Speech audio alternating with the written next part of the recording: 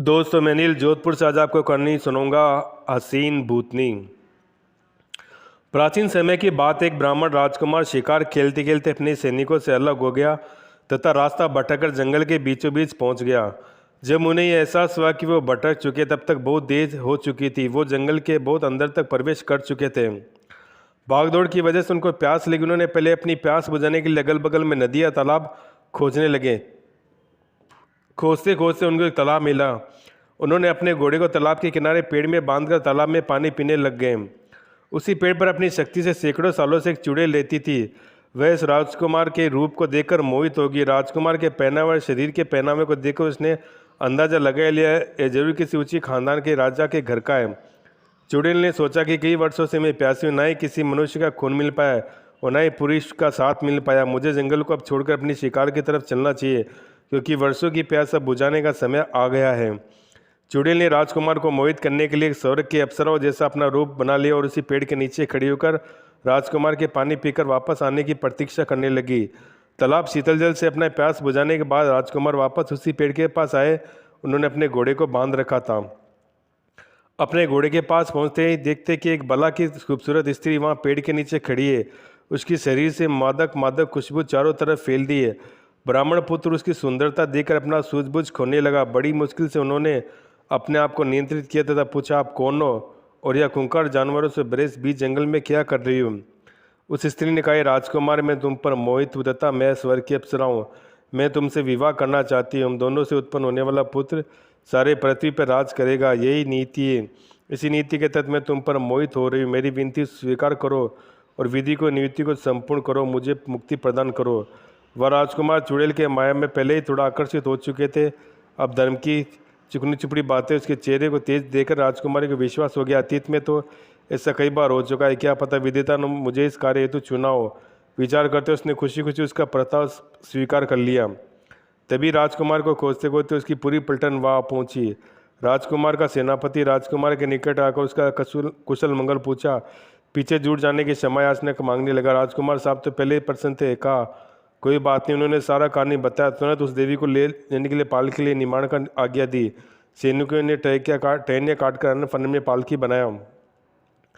राजा उस स्त्री रूपी चुड़ैल को लेकर वापस आ गए। राजमहल पहुंचकर उन्होंने सारी कहानी अपने माता पिता को सुनाई। राजकुमार को पहली बार शक हुआ, लेकिन उसने मायावी चुड़ैल की प्रभाव से मोह जाल में फंस गया। उसके स्वागत में जुट गए। बड़े धूमधाम के साथ विवाह संपन्न हुआ। भव्य आयोजन हुआ। पूरे नगर में भोजन कराया गया। खूब दान उपदान किया। राजकुमार रानी भी भोजन कर अपने कमरे में चले गए।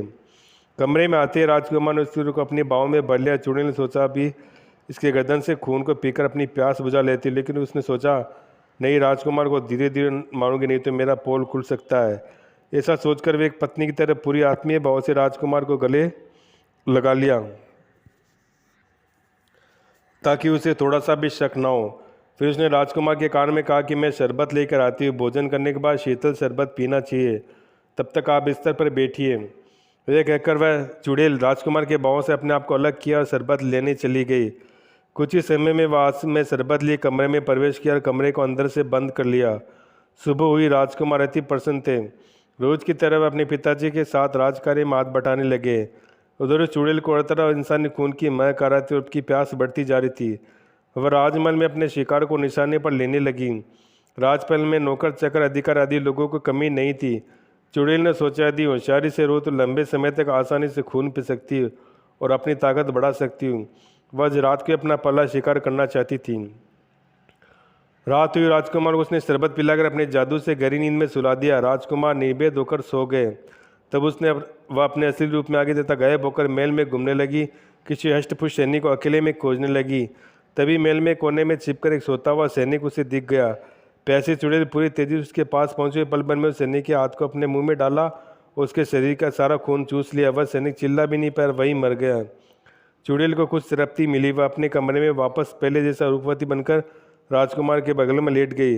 राजकुमार जादुई शरबत के नशे में चूर होकर गहरी नींद में सो रहे थे। उन्हें चुड़ैल के किसी भी क्रियाकलाप पर कोई शक नहीं हुआ। सुबह होते ही सैनिक के शव को देखकर पूरे महल में हड़कंप मच गया। राजा ने तुरंत अधिकारी को मृत्यु का पता लगाने का जिम्मा सौंपा, लेकिन कोई भी सबूत हाथ नहीं लगा। इस घटना को बीते हुए कुछ इधर राजकुमार का शरीर भी धीरे धीरे सूख रहा था। वह कमजोर हो रहे थे उस चुड़ैल ने उन्हें पूरी तरह से अपने वश में कर लिया था। राजकुमार ने राजा के हाथ कार्य में हाथ बटाना छोड़ दिया। वह हमेशा उस चुड़ैल के साथ रहना चाहते थे। फिर रात हुई। चुड़ैल ने सबकी रात फिर से जादुई शरबत पिलाकर राजकुमार को गहरी नींद में सुला दिया। उसने अपने असली रूप में जाकर महल में चारों तरफ अपने शिकार को खोजने लगी। तभी उसे रसोईया सोया हुआ दिखा। ठीक उसी तरह बस रसोई के पास पहुंची, हाथ उठाकर उसका सारा खून पल भर में ही पी लिया। रसोईया सोया का सोया ही रह गया। फिर चुड़ैल ने अपना रूप बदलकर राजकुमार के पास सो गई। सुबह हुई। एक बार फिर राजमहल दल उठा। राजा ने तुरंत राजगुरु को बुलाने का आदेश दिया। सेनापति रथ लेकर राजगुरु के आश्रम में उनको लाने चले गए। शाम तक सेनापति राजगुरु के साथ राजमहल में उपस्थित हुए। राजा ने उनका चरण स्पर्श का स्वागत किया और सारी कहानी सुनाई। राजगुरु ने रसोई के शो को देखते ही सारी कहानी समझ गए। उसने बिना देरी किए मिट्टी से भरे हुए मिट्टी का घड़ा मंगाया। उस घड़े को अपने हाथ में लेकर मंत्र पढ़ने लगे। उसने मिट्टी निकलकर पूरे महल में घूम घूम कर फेंकने लगे। मंत्र कंपन से चुड़ैल के देह में बेचैनी होने लगी। वह गायब होकर राजगुरु को मारने के लिए दौड़ी, लेकिन जैसे ही वह राजगुरु के पास आई तो उसको आभास हो गया। उसको मंत्र पढ़ते हुए मिट्टी को उसके ऊपर फेंक दिया। उसी चमत्कारी मिट्टी की वजह से वह राजगुरु की कैद में आ गए। उसने तुरंत आदेश दिया कि जो मिट्टी मैंने अभी फेंकी है उसको उठाकर घड़े में डाल दो, एक कपड़े से इसका मुंह बंद कर दो। राजगुरु बहुत सिद्ध पुरुष थे। उन्होंने राजकुमार का भी इलाज किया। उसको उस मटके को लेकर अपने आश्रम में चले गए। मृत्यु के मुंह से बचे राजकुमार को बहुत बड़ा सीख मिला, हर खूबसूरत चीज़ अच्छी नहीं होती।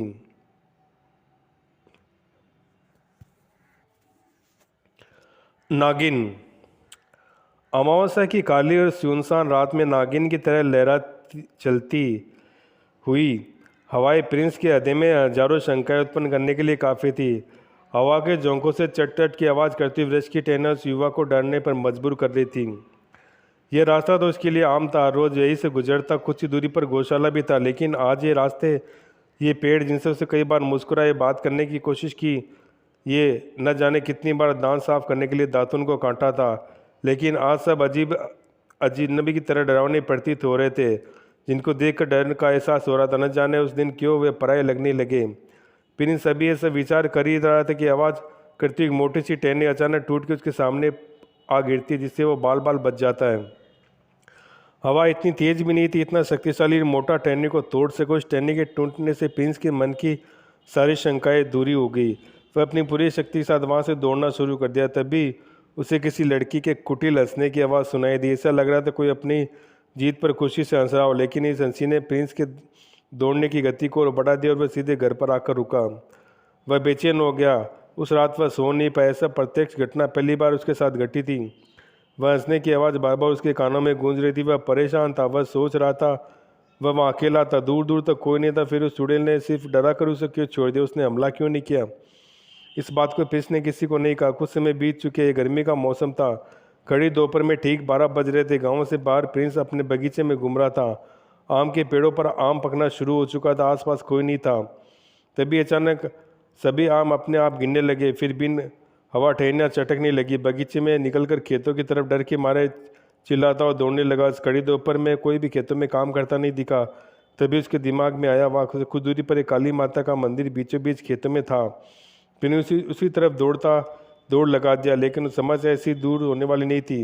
वह चुड़ैल उसके पीछे पीछे उड़ती हुई आ रही थी। वह भयानक दिख रही थी। उसके खुले हुए लंबे बाल हवा में उड़ रहे थे। उसके लंबे लंबे हाथ, उसमें बड़ी बड़ी धारदार नाखून भी निकले हुए थे।